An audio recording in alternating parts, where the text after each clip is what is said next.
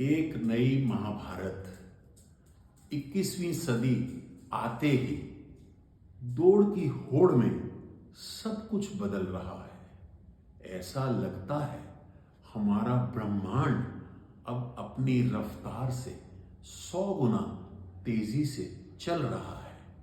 जो पिछले 20 बरस में हुआ, कभी उससे भी 20 बरस और पहले कल्पनाओं में आकाश कुसुम तोड़ लाने जैसी बात लगती थी मेरे आज की दुनिया। चंदा मामा की कहानियां सुनाकर सुलाती थी मां मेरी। अब कहूंगा चांद को मामा तो बच्चे मुझे अजूबा कहने लगेंगे। बच्चों को अजूबा तो रामायण और महाभारत का काल भी लगता है। वो हैरी पॉटर की मानिंद कोई पिछली सदी का उपन्यास ही लगता है।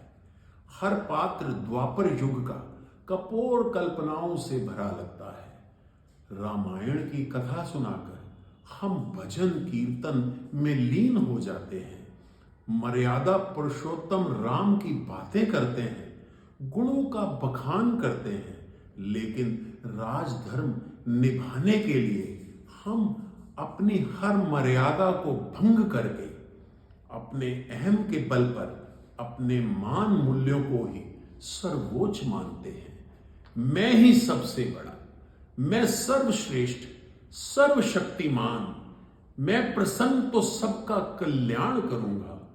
जो मेरा हित करेगा मैं उसका घर खुशियों से भर दूंगा। विषमताएं बढ़ रही हैं।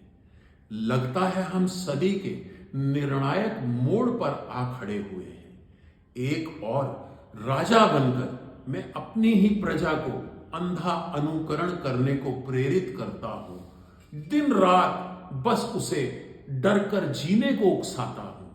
दूसरी ओर उसे विश्व विजयी बनने का अपना सपना साकार करने को, चाटुकारों की सेना के साथ मन भावन सपनों की दुनिया में ले जाकर उसके सपनों को सच करने का वायदा करता हूं।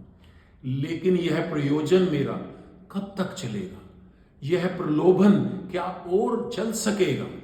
मैं सुन पा रहा हूं नेपथ्य में कहीं महाभारत का शंखनाद। बड़ा भयानक मंजर सामने आ खड़ा हुआ है। भाई भाई कहकर हर कोई पीठ पर खंजर घोंपने को तैयार खड़ा है। धृतराष्ट्र बनकर अब राज नहीं कर सकते। अब पाप पुण्य नहीं, प्रेम भाव से मिलजुल कर ही हम नया संसार बना सकते हैं। वरना क्या होगा? अब 18 दिन में नहीं, एक ही पल में हम निर्णायक युद्ध कर सब कुछ नष्ट भ्रष्ट कर सकते हैं। महाद्वीप 7 और 7 ही सागर, क्या सबका विलय करके चांद तारों से दूर कहीं कोई दुनिया नई बसाने का प्रयोजन है? मेरी मानो तो जहां हो वहीं रुक जाओ। ऊंच नीच जाति धर्म की दीवार तोड़कर अपने अहम से बाहर आकर यहीं एक नया संसार बनाओ। शांति दूत बनकर जो जीवन मिला है उसी में रम कर इस दुनिया को खुशहाल कर दो।